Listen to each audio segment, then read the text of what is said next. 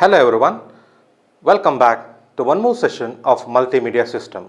Let us continue our discussion with the topic data compression.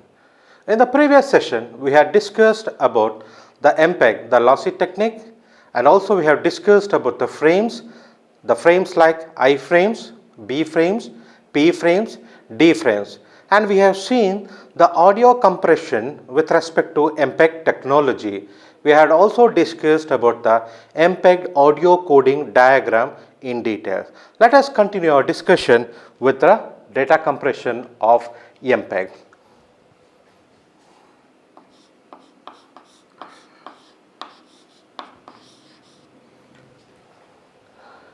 When we talk about MPEG, it is Motion Picture Expert Group. It is a standard for encoding video, movies and the motion pictures.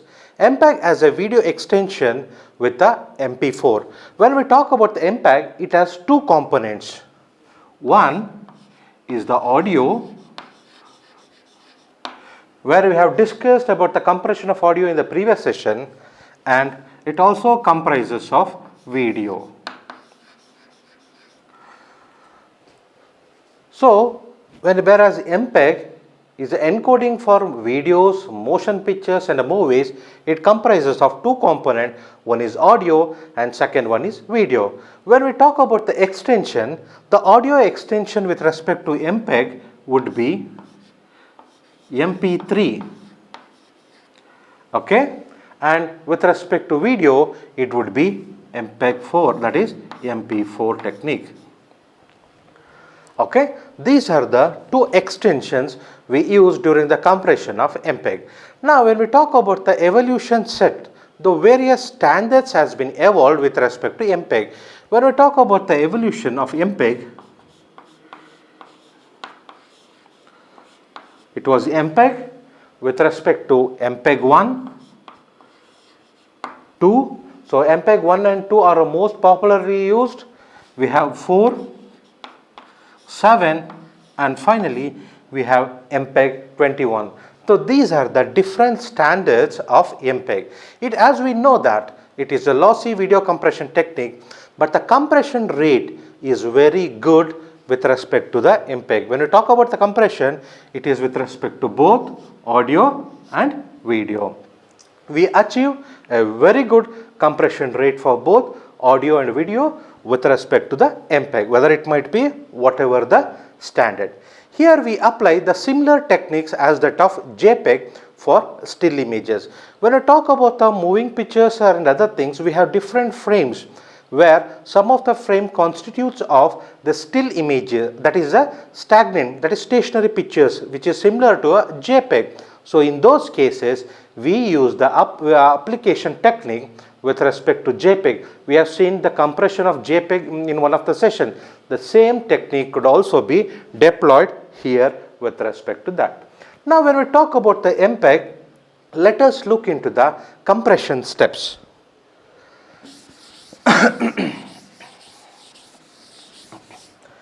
Here it's a core part what we are about to deal with that. So MPEG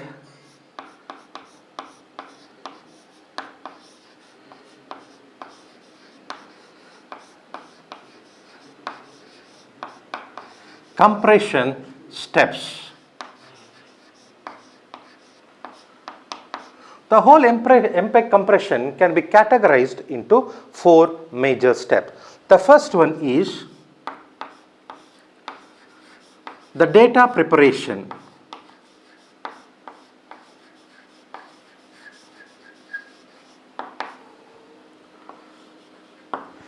The second one is the data processing.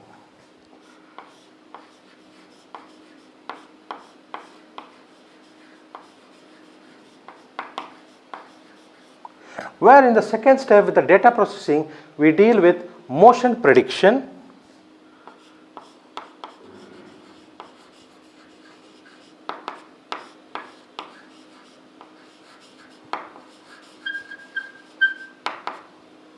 and we also deal with the DCT, applying of DCT. The next one is the third. So third process or a step is the quantization.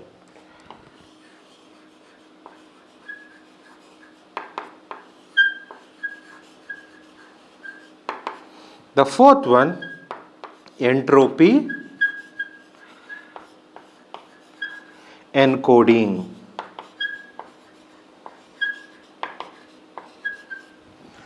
So we'll look into each step. When we talk about this, the steps of a compression, it is very beautifully represented like the process. Step 1,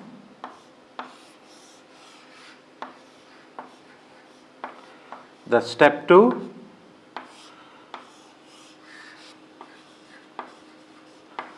the step 3, and finally the step 4.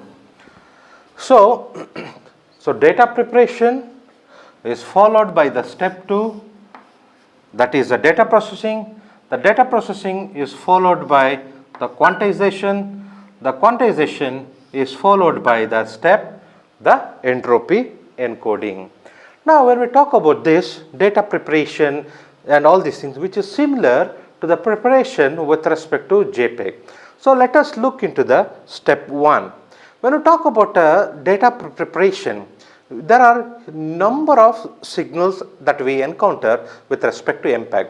So we classify those signals into sub-sample chrominance signal. Okay.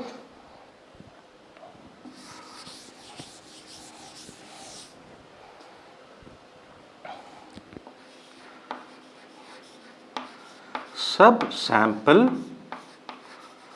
chrominance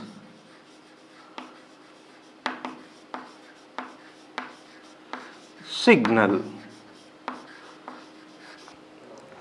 Okay, we divide the lot of signals into sub-sample chrominance signal. When we talk about this, we are classifying the sub-sampling signals in the ratio of 4:1:1. So what is this 4:1:1? So we have two standards of MPEG. One is NTSC and second one is PAL. So we'll look into it first.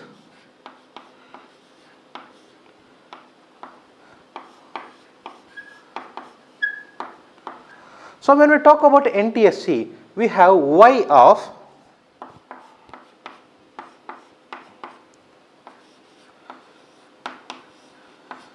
352 into 240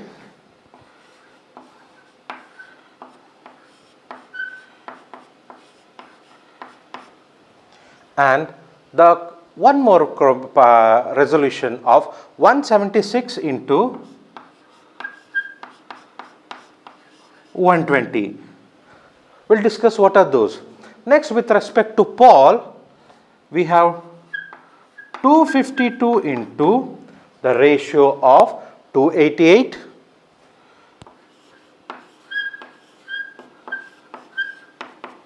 The CBCR is equal to, here we'll see 176 into 144.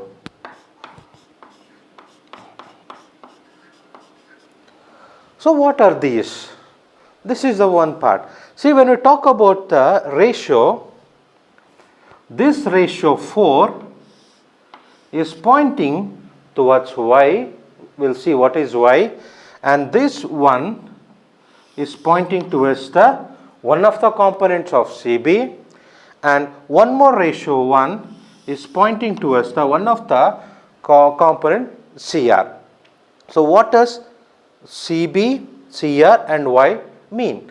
When we talk about the Y, it is a luminance information. It is luminance factor. So when you talk about the luminance, means light. It stands for light. So what is the amount of resolution of light we obtain? It is 352 into 240 resolution. And what about CBCR? CBCR are the two chrominance information. What does this chrominance information have? It consists of the properties of the color. Chrominance means the color. It consists of 176 into 120, whereas PAL has a 176 into 144 resolution. So what are these two standards? These are the two predominant standards used in the world, whereas the NTSC standards is used in America, where we in India use the PAL standards with the luminance factor of 352 into 288 and with a chrominance factor of 176 into 144 resolution. This is about the first stage. So what we do here, when we have this resolution, here each frame is divided into the macro blocks. So since we have lot of samples, here also we divide each frame into macro blocks. Frame is divided into what? We call it as macro blocks.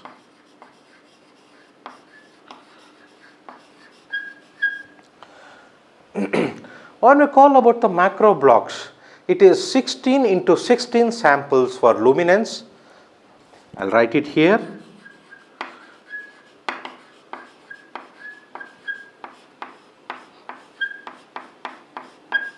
And for chrominance,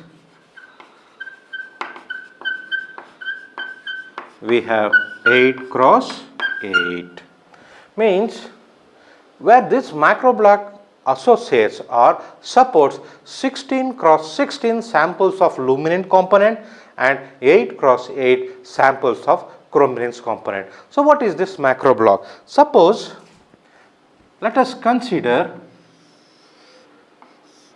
this as an image, a person. So let us consider this stickman itself. So this frame is totally divided into 8 cross 8 matrix.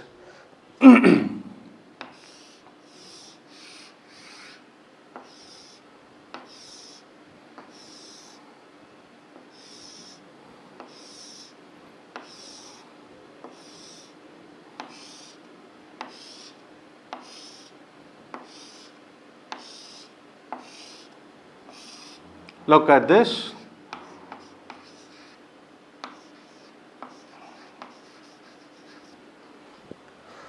So we have seen the stickman was a frame, and that frame is totally divided into 8 cross 8 sections. We call it as macro blocks. So which supports the color factor of 8 into 8 segments and the brightness or the light signals of 16 cross 16 resolution. So in the first stage, what we do in the data preparation, we prepare the subsamples of chrominance signal, mainly concentrating on the chrominance, where each frame is divided into the macro blocks. So with the property of luminance supporting to 16 cross 16 and the chrominance supporting for 8 cross 8 resolution. This was about the stage 1, that is data preparation, which is similar to the data preparation as that of JPEG, which we have discussed in detail.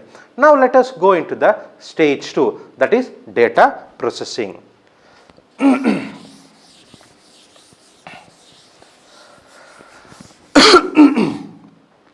So what we do here in the second stage? In the second stage, we apply the motion prediction.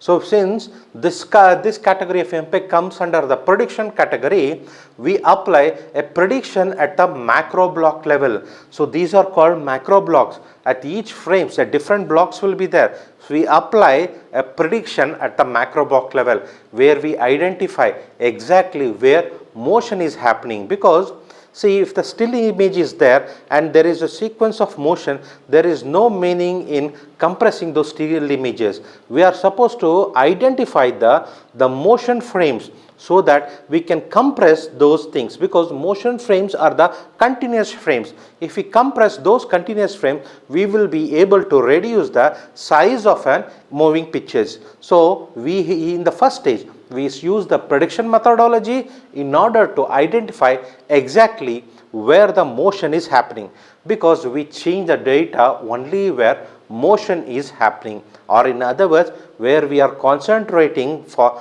compression where the motion is exactly happening.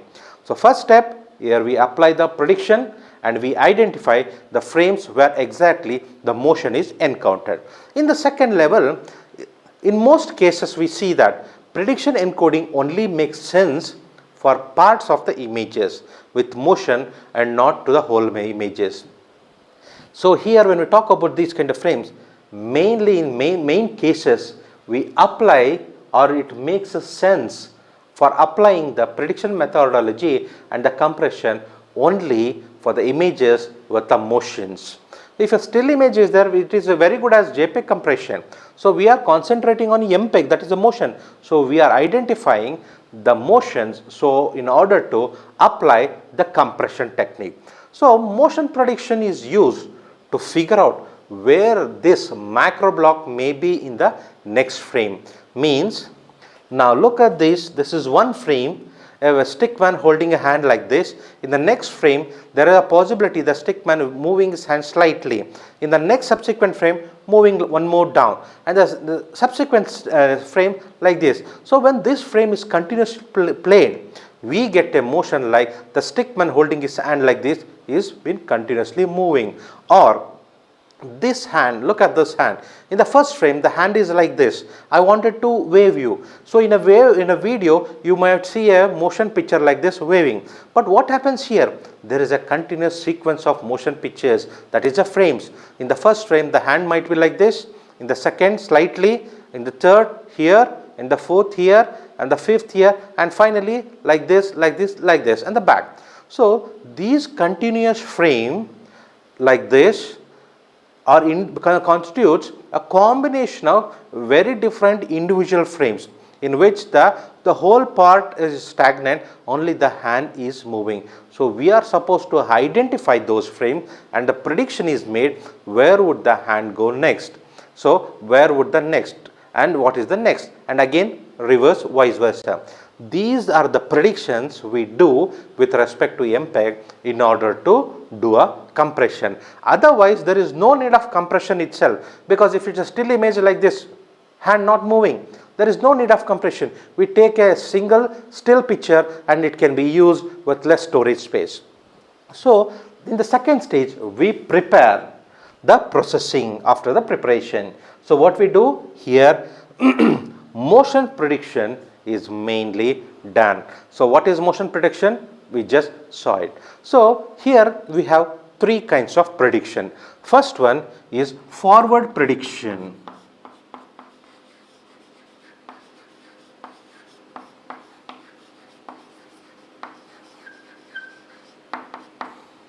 What is forward prediction? So forward prediction is based on the previous frame.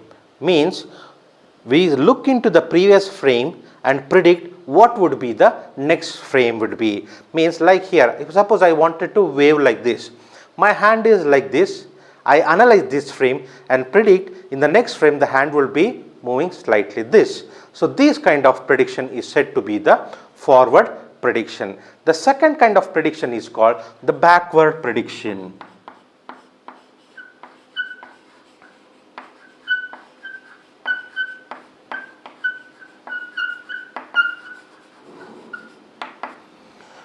So here in the backward prediction is totally based on the future frame. So we call it as like a backtracking. Suppose my motion hand has to be waving. So here what I do, this would be the this would be the end level where my hand is supposed to come back and wave like this. In particular cases, we use the current frame and analyze what was the previous thing or what could be the future thing also. So this kind of prediction is said to be the backward prediction. The next kind of prediction is bidirectional prediction.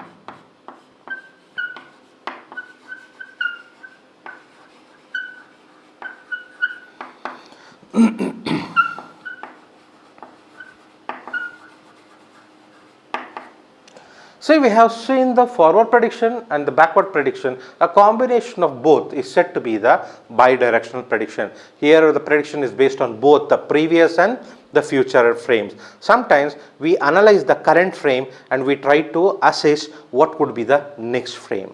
Suppose in particular cases we use this current frame and we can predict what was the previous frame. So this is called backward and the previous one was called the forward. The combination of both kind of prediction, what would be the what was the previous and what would be the next frame is said to be prediction is said to be the bidirectional predictions. So when we talk about these things, so the forward prediction, backward prediction and the bidirectional prediction, we need to know a component called the frame itself. So what are those frames? What are the different types of frames that needs to be analyzed?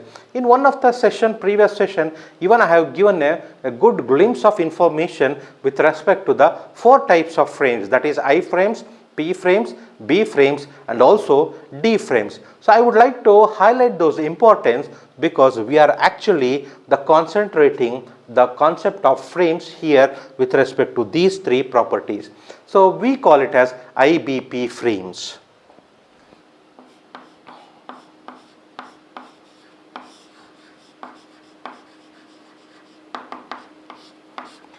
So let us look into the IBP frames. The first one will concentrate on the I frames.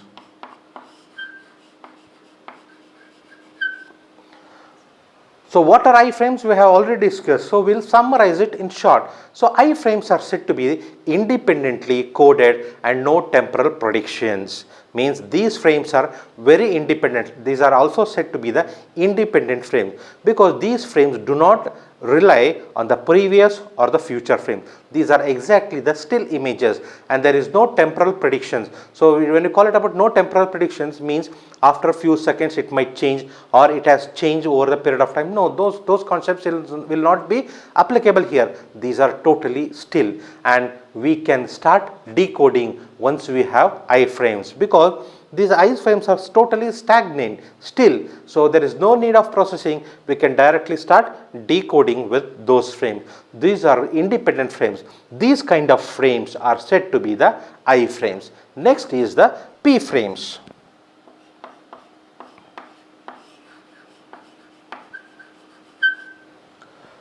So what are these P frames? P frames are said to be the forward prediction frames. Look at this. This is why I started telling you about the frames. So P frames are said to be the forward prediction frames. What do you mean by forward prediction? We have discussed here.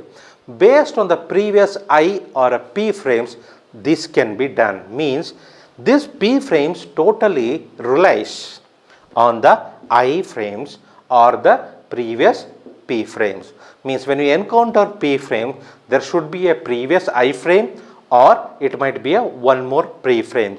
So these P frames are not independent. So they rely on some other frames. What are those frames? It might be I frame or one more P frame. So whereas this I frame is totally independent. That's why this technique is totally said to be a forward prediction frames. Next is the B frames.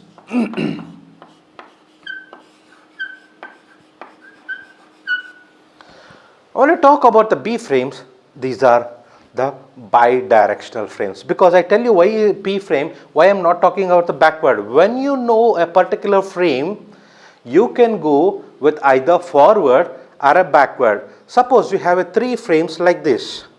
If you know this or if you are having this, you can predict what would be the future or you can predict what was the previous frames. So this is the importance of P frames. Next, when we talk about B frames, so B frames are very much suitable when doing the bidirectional assessment. So it is also referred to as bidirectional predicted frames based on the previous and the following I or a P frames. Means when I talk about B frames, like P frames, there should be either B or a I in the adjacent stages. This is about the 3 frames. Next, we have group of pictures.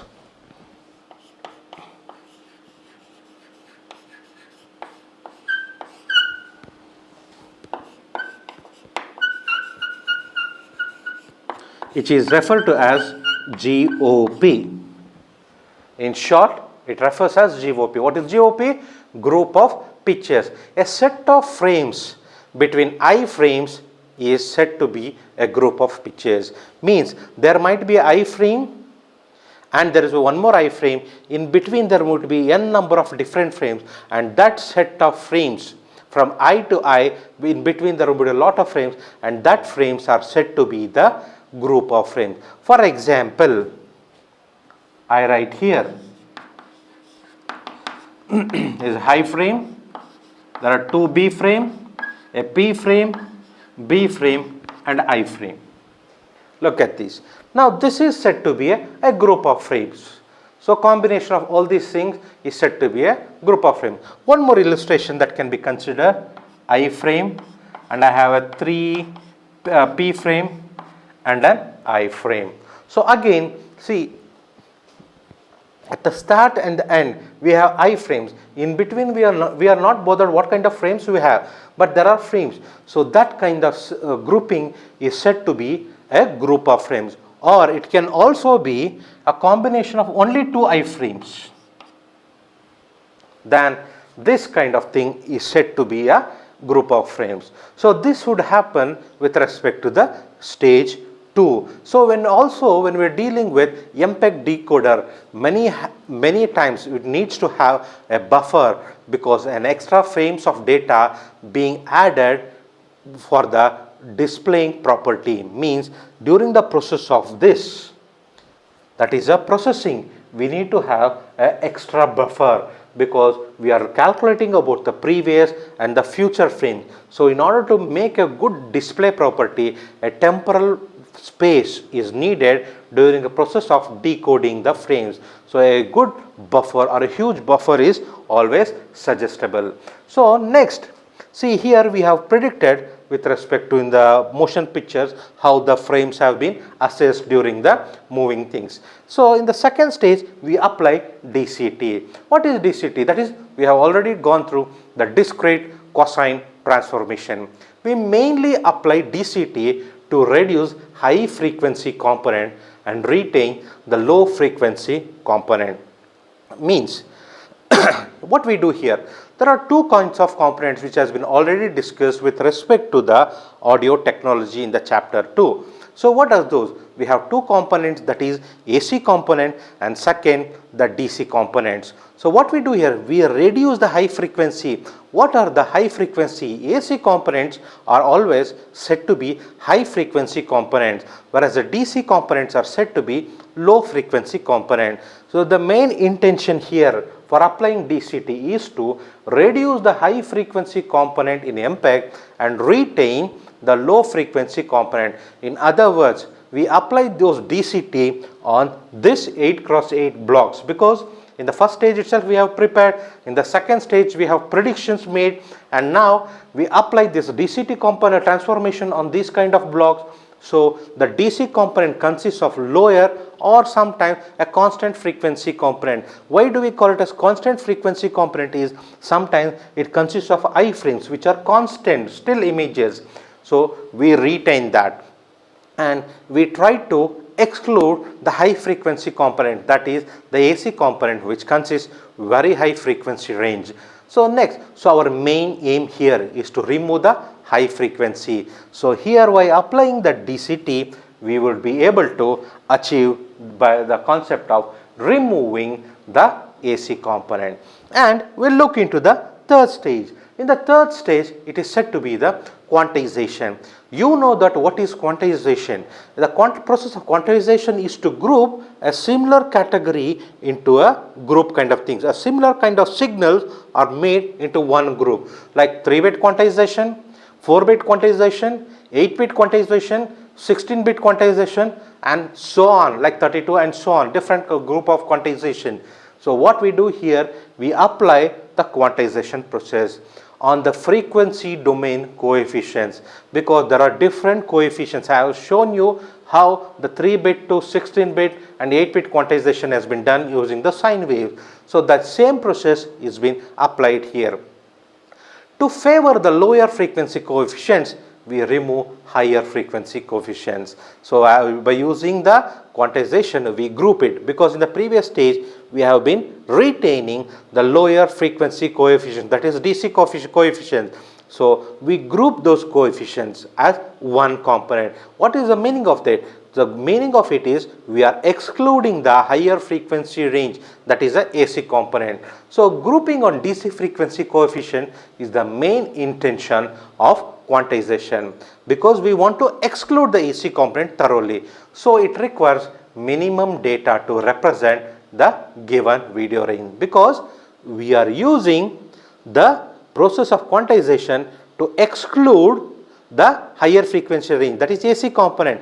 So DC components when are used only to represent, obviously what happens here, the size is totally reduced. Means if there are 4 things like this, we retain or we delete the higher frequency range and retain the DC coefficient, that lower frequency range, and quantize into group. So combined we have the storage been reduced, means lesser data we have, so that the representation of data becomes very less. Obviously the storage or the size of the video becomes very less. So fourth one, when the storage is less, we need to encode it. That is the fourth stage, that is entropy encoding. So what we do here? So usually we convert the 2-dimensional symbol. Look at this. This is a 2D representation, one and the other face. So we call this as 2-dimensional pictures. We have the vertical axis and the horizontal axis. So both the things. So rows and combination of rows and columns. So these kind of picture representation or frames are said to be 2D. What we do here in the entropy coding, because we need to apply the algorithms for the efficient utilization. So what we do first stage in the entropy coding, we convert these 2D dimensional symbols into 1D series, that is 1-dimensional, that is 2-dimensional data is converted into 1-dimensional data. This helps to apply the algorithm effectively, because it's very difficult to apply the algorithms on 2D data. So when it is 1-dimensional, it is easy to apply and get an effective result from the matrices. So how we do it? So we apply the algorithm, we apply it with zigzag or vertical scanning. So I have shown you how the zigzag and the vertical scanning do happens. So here the zigzag scanning and the vertical scannings are the 2 methods used, but usually like that of JPEG, the zigzag scanning is very much preferred. How does this zigzag scanning works? Let us look into it.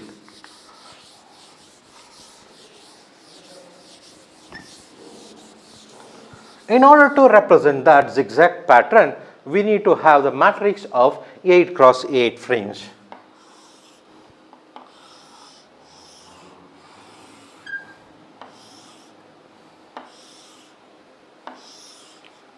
We have 4 by 4.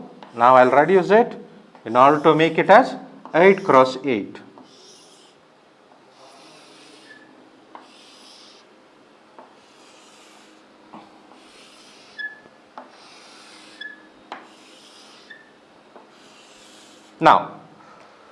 Now we have a frame with 8 into 8 matrix section. We have 8 rows and 8 columns. How does this zigzag movement happen?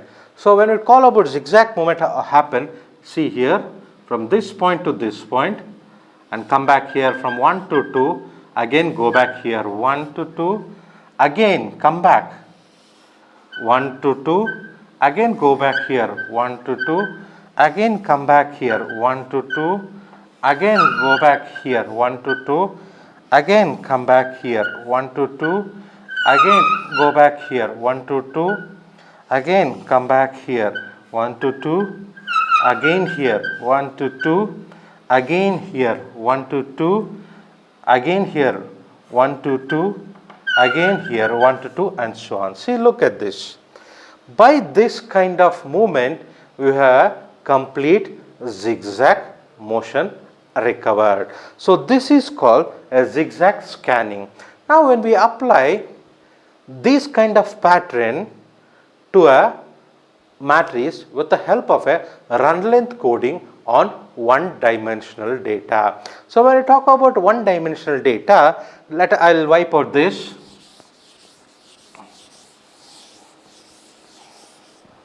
Let us consider the matrix like this. Suppose you have a matrix with the first element as 100 and the second element as minus 60 and third as 0 and the fourth as 6 and so on, it's zeros. So instead of writing all these things zeros. So I'll take up this as 1, 2, 3 zeros and write it as 13 here and followed by 3 zeros. So 1, 2, 3, 4, 1, 2, 3, 4. So 8 elements are there. Again here I write 3 zeros and beside the 13 I write minus 1. All remaining elements to be assumed to be 0. I don't write it, just for your understanding I'll make up this. So how does this zigzag scanning happens now? So consider this is the value of a frame. Now this is the frame. So these kind of value will be there in each frame, in each block of a frame. So we scan this. So the scanning happens like this. Look here.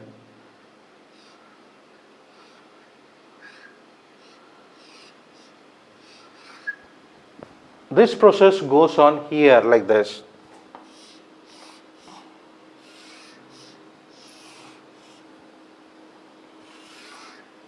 And goes till the bottom.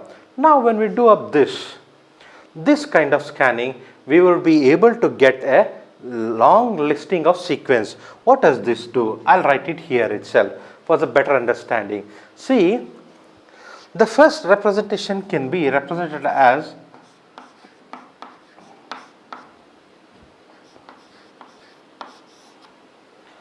like this. What does this mean? So we are converting the 2D into one dimension, where here see 100, before 100 how many zeros are there ahead of 100? Means I wanted to represent this value in a one dimension. The best method of representing this value in a one dimension is how many zeros are ahead of 100. There is no zeros, so I write it as 0. Next, what does the 7 represent? The 7 represent the bit required to represent 100. Means how many bits are required to represent the 100. So that is 7. And what is the value? What are we trying to represent? 100. It means there are 0 number of zeros ahead of value 100 and 7 bits are used to represent the value 100. So this is 1. Next we have the 6 here. See, look here. When we go up like this, the next value here after 100 is 60. That is minus 60. How do we represent? We represent like this.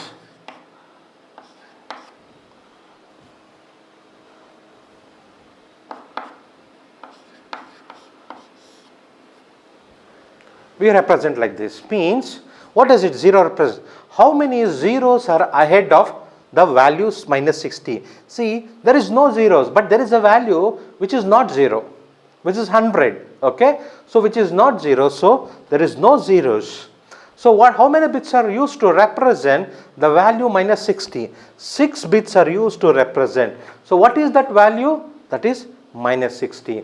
In this way, we would be able to convert the two-dimensional image into a single dimension. This goes on like this. So that's why we use the zigzag pattern. Like with the way we moved out, we completely traverse the whole path and write the representation in a single dimensional equation. So then we get a totally compressed image. Okay, this is how the MPEG compression of MPEG happens. The first is the data preparation, which is almost similar to that of JPEG, and second, the data processing. In the data processing, we mainly concentrate on the motion prediction, where I have seen we have discussed about a different prediction with respect to frames, that is I frames, P frames and the B frames, along with the properties. And the group of frames between two eyes is said to be GOP, and we apply the DCT here, that is discrete cosine transformation, to those signals. So in those signals, during the process of quantization, we try to eliminate the higher frequency component, that is the AC component, and try to retain the lower frequency components, that is the DC components. So when we have those DC components, we will be able to get a matrix like this, or a macro block like this, which is in the dimension of 2 cross 2. It is very difficult to apply the algorithms on two-dimensional matrix. In order to apply the algorithms like run length and other thing, we convert the 2D during the process of entropy encoding into one dimension. So to convert those 2D into 1D, we use the common convention method, that of JPEG and MPEG, that is a zigzag motion of scanning, how the scanning goes out. In the similar way as with scanning goes on, the same traversing method is used in order to represent the equations or values with a one-dimensional value. This process I have stopped for only 2 values, it goes on till the last value. And finally, we would be able to get a single dimension of matrix which has been totally able to represent the whole motion picture in a reduced size. This is how the compression of MPEG happens. So then let us see what are the advantages of MPEG, why it is so important. In spite of lot of steps, we concentrate on MPEG conversion. It produces a very good quality results with different compression levels. So this is important, and it is compatible with web browsers. Yes, this format is very much suited with any of the browsers, and one more thing, it is very much compatible with most of the media softwares. Means most of the softwares would be very easy or comfortable for playing these MPEG videos, and it has better quality than the AVI standards. So these are the main aspects of MPEG. So while summarizing what we have discussed in this session, we have discussed about the introduction about the MPEG. We have seen the various standards, the MPEG 1, 2, 4, 7 and 21, and we have seen the MPEG compression steps, the 4 steps we have gone in detail, and we have also discussed about the advantages of MPEG. These are the topics I had wished to share in today's session. Thank you very much.